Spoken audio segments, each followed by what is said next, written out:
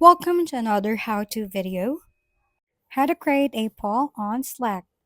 Hey everyone, today our topic is all about how you can create a poll on Slack. As you can see, I am on Slack website. So all you have to do is add a new tab, type poly.ai in a search tab. While you are in a poly site, click try it for free. If they ask where to add poly, click Slack. While they are asking for your permission, click allow. And then after that, go back to your website. As you can see, there is Poly on the left side of your screen under apps. And there you go. That's how to create a poll on Slack. That's it for this tutorial. For more how-to videos, please don't forget to subscribe and hit the like button if this video has helped you. And don't forget to share your comments or suggestions in the comment box below.